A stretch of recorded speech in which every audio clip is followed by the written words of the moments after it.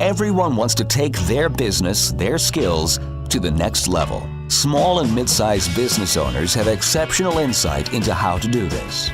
They endure and thrive because they find ways to overcome the challenges that come their way, and they can teach us valuable lessons to apply to our own companies and lives. Stephen Nooner, founder and owner of Alkali, a company with a unique process that helps businesses more effectively buy and manage their insurance programs. And Bob Gibbons, builder of Riata Commercial Realty, a real estate advisor and tenant advocate, are two prominent Metroplex businessmen who, along with their weekly guests, will ask their and your probing questions, finding impactful solutions that will help you reach for the next level. Here are your hosts, Stephen Nooner and Bob Gibbons. Welcome to the Next Level, conversations that propel business. This is Bob Gibbons. And I'm Stephen Nooner, wiping the spit off my face. You are sleepy today. I am. You're like one of the seven dwarfs or something. Well, wasn't one of those guys sleepy? Yes, maybe.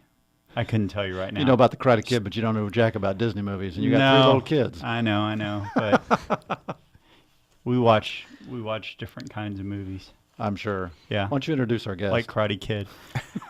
I'm excited to introduce Gabriel Ontiveros. How'd I do? Very well. Thank you very much. Thank you. He's the managing partner of Essensuals London, a highly respected and globally recognized hairdressing brand. They started in 2011. They employ about 18 people, and they're located right in the heart of Shops at Legacy. Looking forward to learning more. If you want to learn more, please visit Essensuals, ESSENSUALS, LondonTX.com. Say that 5 times fast. Bob likes making me do these just so I have to spell stuff. Yeah. And if you want to find them, they're in the Shops of Legacy on the south side, right next to Main Street Bistro. Correct. So highly visible, great place. So welcome, Gabriel. We're glad you're here. Welcome. Thank you, gentlemen. So we always like to start off with the wisdom of others, and we're actually going to use your quote that you gave us today from Phil Jackson, the renowned basketball coach, and he said, "Never let success get to your head. Never let failure get to your heart." Why does that impress you? It just resonates so well with me. I think one of the big things is, especially going into business, you're going to have your ups and your downs. And when you're up, it's important not to get too up. When you're down, not to get too down either. Always level-headed, I think, is one thing that I really enjoyed from that quote. Mm-hmm. Very nice. I collect quotes, and I added this one to it. Did you know, though, that Phil Jackson holds the record for the most combined championships? I did know that. I didn't know. 13. And I'm not even a basketball guy. Yeah. Well, you're not a lot of guys, but... Wow. Ouch. Let's propel ahead, I Bob. can take it, though. All right, Gabriel. So give us a little bit of a rundown. How did you get into this, and why did you decide to own a place with a whole bunch of hairdressers in it? That sounds like a lot of drama to me. I'm still trying to figure that out myself, to be honest. Well, it just had been in the business. Well, I have been in the business for 25 years now. With my previous employer, I kind of had maxed out. I think I kind of plateaued, where I was, and it just felt like it was going to be the next logical thing to do. Really, I had no desired goals when I first started doing hairdressing to own a business. Really didn't think that would be something for me. But while I was still in the doing hair behind the chair, which I still do, one of my mentors, he was actually a manager of one of the salons I was working at. And they were needing someone to step up into a manager role. And he saw something in me that said, like, I think you would be good at managing. I think you'd make a good manager. So I think it needed that push to help me out, to let me know, like, hey, you can do this. So once I got a taste of that and just kind of try to figure out how that worked, I enjoyed it. And like I said, I kind of had plateaued at my previous job. Had this opportunity fall into my lap, and I just felt like it was the next logical step for me. So somebody came to you and said, "We want you to be an owner with us." Yes, actually, that's kind of the way it happened. I had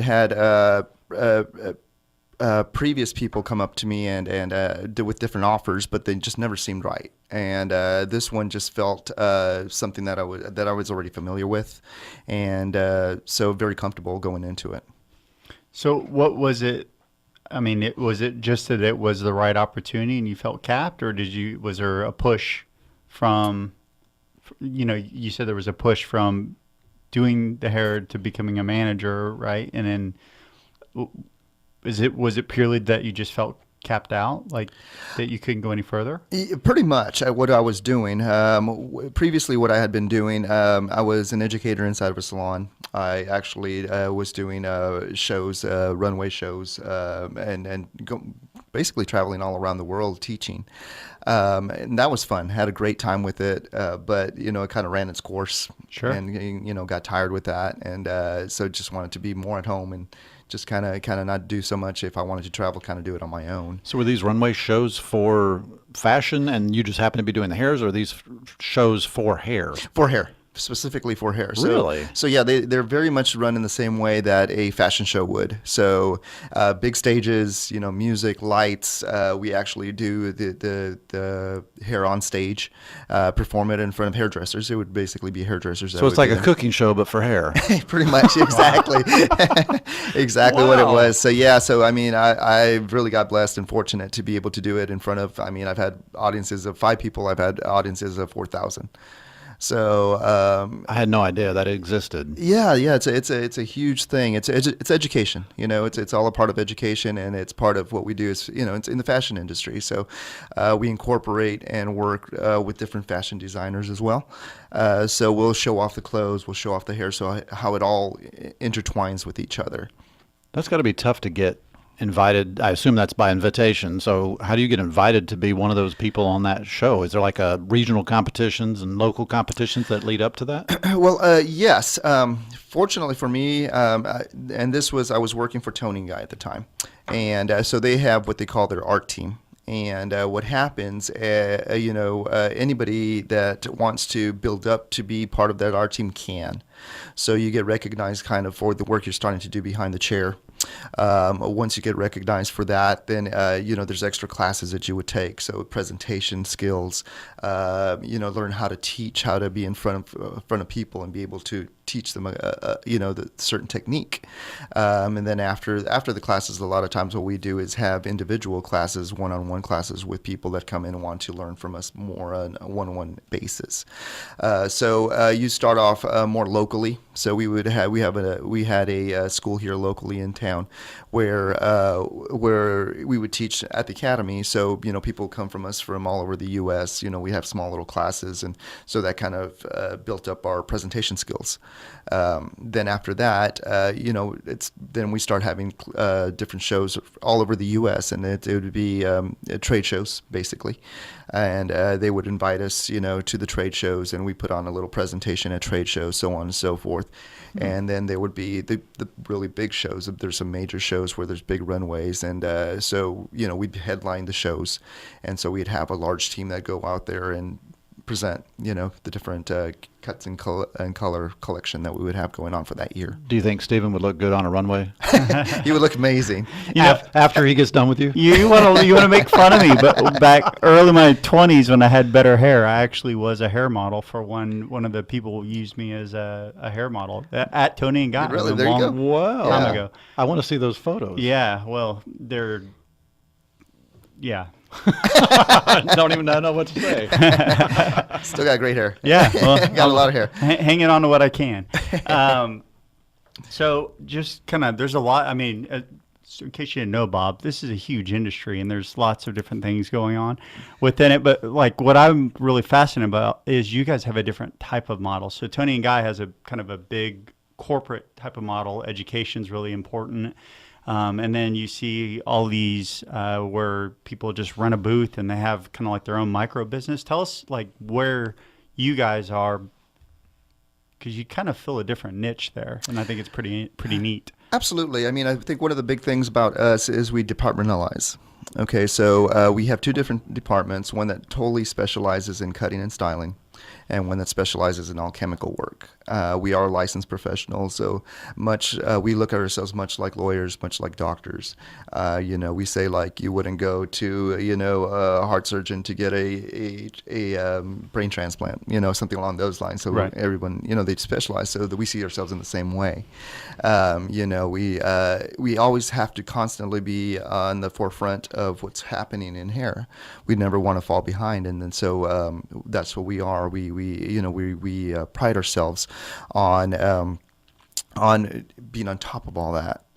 We do have collections that we put out once a year through our London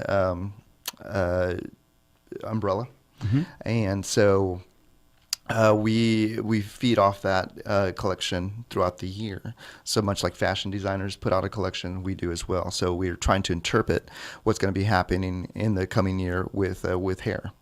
That was one thing you were telling me before the show that I was really surprised about, because I had never heard of that either.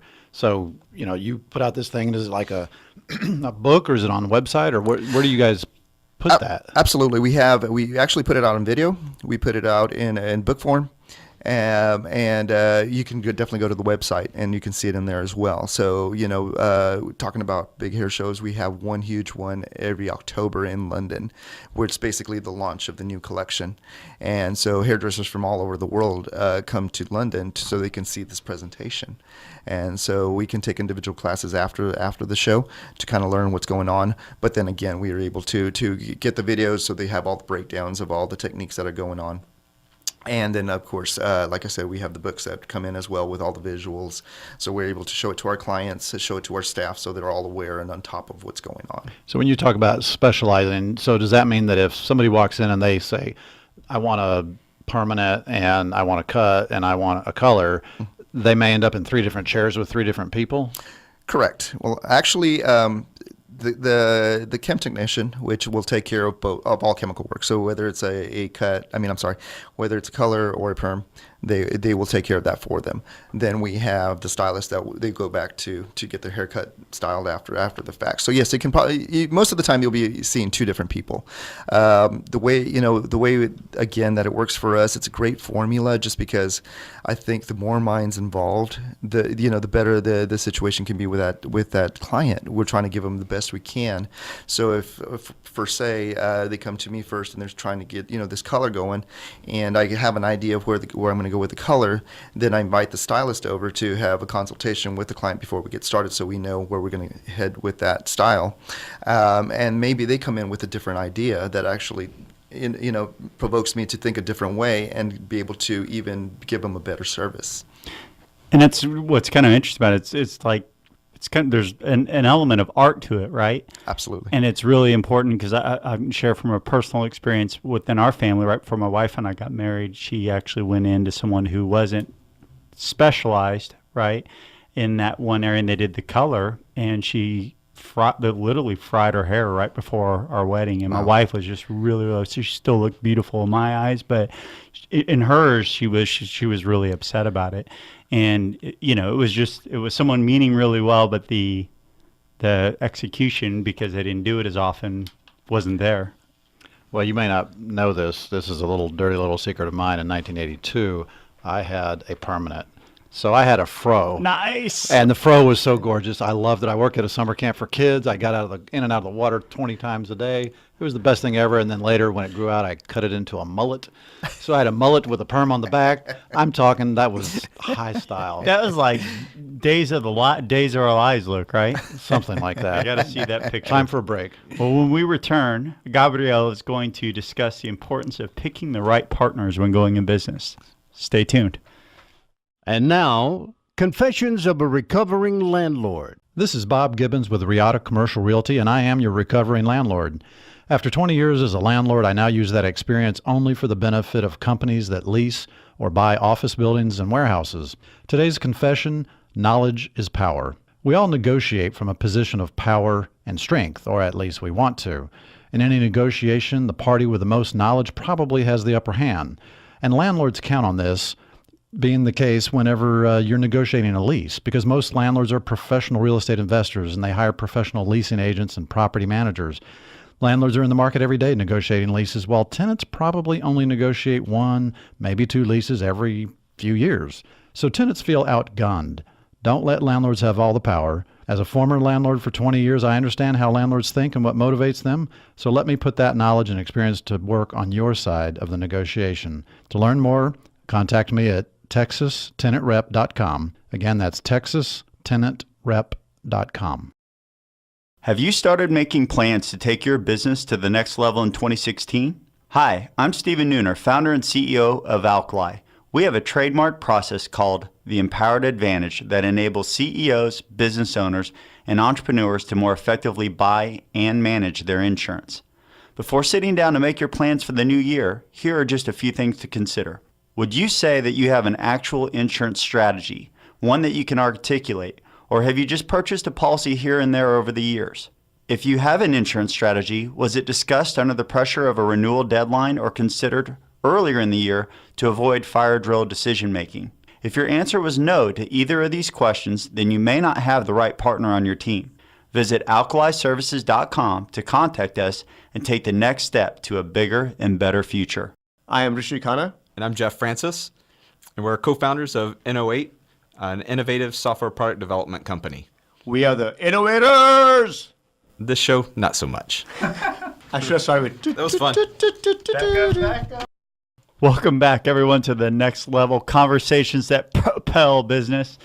We are here with our special guest, Gabriel Ontiveros from Essentials London. If you want to learn more about Gabriel, please visit essensualslondontx.com. Are you taking a Spanish class or something? I've taken quite a bit of Spanish classes. But not currently. Okay. I Not didn't know currently. what the accent thing was going on there. So It's just, all right. you know, So Gabriel, we just talked trying to make a little. new friend, Bob. You need Trying some to more, don't impress you? him, yes. So Gabriel, we were talking about your model and how it's different than some of the others before the break. So tell us a little bit more about that. And specifically what I'm wanting to know is why would a stylist, somebody great, maybe even has a little bit of a following, why would they want to come to your shop versus going to one of these salon suites and getting their own little cubby hole to do their own business? I think that's pretty easy. I think education, and trying to be in the forefront of what's happening in fashion and in hair. We constantly keep up with education. We usually do about 4 classes a year in salon, where we'll train you and we'll keep, so that way you keep in the forefront. Because if we fall behind, it's one of those things where, clients, won't, either have that chance to go to someone else, and we're trying to eliminate that. The number one reason that clients leave us is because we never offer anything new. So we always want to make sure that if we continue to figure out what's happening or what's going to come up next, we can continue to offer those little tweaks to the client in order for them to keep retaining them for a longer amount of time. So I think that's one of the biggest things that we offer inside, and also an awesome location. Can't beat it. And so the location can't hurt. I mean, within that mile, actually, I don't know if you guys have heard, but they're putting in, I believe it's $6 billion.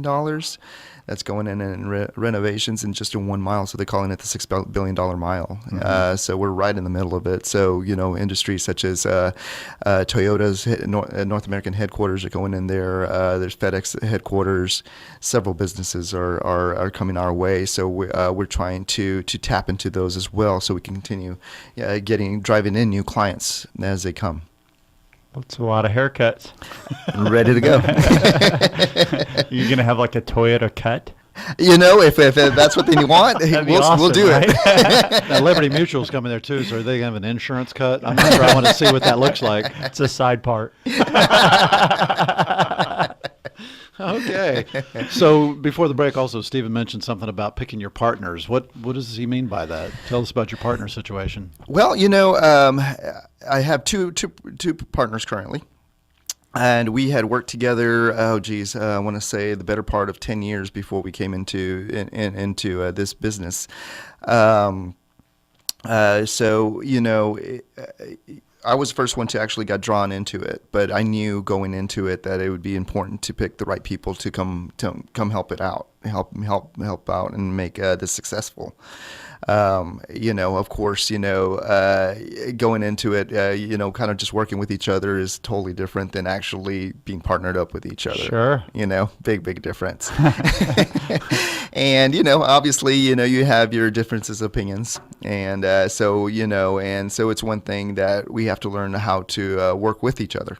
We're not always going to agree with everything, so it's a little bit difficult at times. It can be definitely stressful at other times, especially when you have difference in philosophies. But at the end of the day, you need to know that you're in it together, and you got to learn to work around it. Learn to work, and maybe sometimes I'll admit it, I'm a very stubborn person, and a lot of times I see things a certain way, and it's like, okay, that's it until I'm like, okay, I gotta let go in a sense, and see another perspective, see another side, and open my mind to that a little bit more. So, just out of curiosity with that, I mean, so I know that I've met you and your partners now, and it seems like you guys have some good chemistry. You, I guess, maybe went through a rough spot with one before the ones that you have now. Yes. Actually, yes. Unfortunately, we did have a rough spot starting off. We had a partner in the beginning, and he was actually the one that kind of helped set everything up for us. So knowing that, we kind of trusted him a little bit too much, to handle everything for us. And fortunately for us, we did find out about it. Maybe not too late, but we were already way into the game, had started, and found out. Fortunately, we had good friends around us that helped us find this, that were helping finance us as well. And because of them, we found out that there was some money missing. And after a long battle, I mean, we were, trying to open this business as best as we knew, trying to get it started, and already kind of behind the eight ball as it was. So must be pretty frustrating, because to start this business, you pretty much had to go all in, didn't you? Absolutely. I mean, that was the whole thing. Is in the beginning, we were trying to do it, trying to find loans, trying to find different things, and put in as little as we can. Unfortunately, like I said, because of what happened, this business wouldn't have been open unless we were all in. So all the savings that you had, everything. I mean, my 401k, everything. Oh. I mean, everything we had in order for it to open. And we had already invested in it. I mean, the build out was going, everything was going. And so we still kept on coming up short. And that's when the numbers, were like, what's going on? I thought we were fine. And so, like I said, luckily for us, one of the investors, it was actually a good friend of mine as well, decided to have a sit down powwow to find out exactly where everything was going. And that's when the books opened up and everything spilled out. So, wow. Yeah, so that was one heck of a meeting to be in, And so, we found out really quickly, like I said, the only way to make it happen is to put everything we can. And I mean, it's a good and a bad, because, I think sometimes you can't have your foot on one side and have your foot on the other side and make things work. I think when you're all invested and you have everything you own in there, you have no other way out. Either you're going to solve make it the work. problem. Yep. So you have investors, you have the partners that work in the business with you, and you have also partners that do not work in the business? Well, no, fortunately for us, they invested, but it was just initially just to get us started, pay them off, and then they're okay. not an ongoing partnership. Yes, correct, not an ongoing partnership. So we decided that's what we tried to do, because, obviously the more partners you have, the more problems I believe there will be. And so we just, had enough to where, just enough to open it up, pay them off, and then we could move on. So after something like this, do you have different controls you put in place, or a different level of transparency so that doesn't happen again? Absolutely. I think now, I mean, like I said, there's 3 of us now that are partners, so it's very easy to see where everything's going. One account So we, and obviously some communication, to help out and see where everything's going. There's still a lot of planning that we have to do. We've been in business 5.5 years, and so we have to be very smart where the next moves are going to be. We're trying to figure out. We're looking into maybe expanding. We want to try and offer our stylist more things, more benefits. Last year, we were really happy that we were able to give them paid vacation. So that's a big thing, especially in our industry. Huge in your industry. Yeah. So, so there's, little things that we can continue to do. So trying to do those kind of things to say thank you to our staff, for sticking with us and continue to be with us.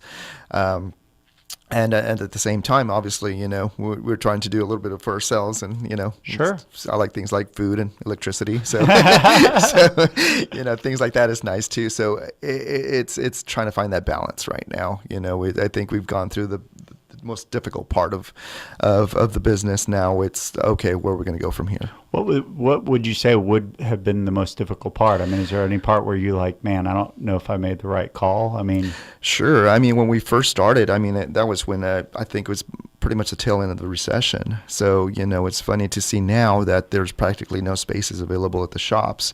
Where we first went in, there was several of the spaces available, and, going into it, our clients, I saw it as our clients as well, where they weren't coming in as often. They would come in, but maybe not, instead of the 4 to 6 weeks, they were doing 8 to 12 weeks. So they would spread it out just a little bit more. And then, of course, it wasn't a thing where when I was doing it before, it was, how can I get clients into the door for myself? Sure. Now, all of a sudden, it was like, how can I get clients for everybody else that's here believing in us, to walk in the door and feed them? That's a big difference in mindset. 'Cause now you have to not only recruit them and convince them that you're going to be there, but how do you do that? What tools and what promises are you going to make to them in terms of pipeline to know they're going to be able to live?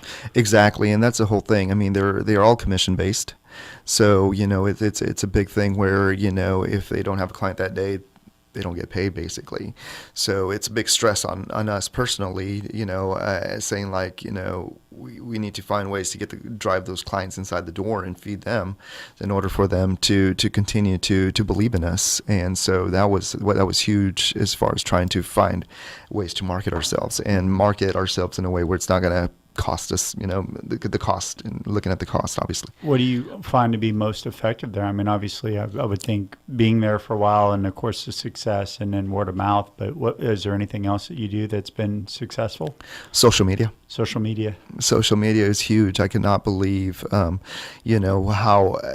one thing free, which is great, and but not really, because somebody's got to do that. So that's Sure. somebody's time. Sure. So it's really not free. Correct. You may not be writing a check to Google for it, but it's not free. Correct.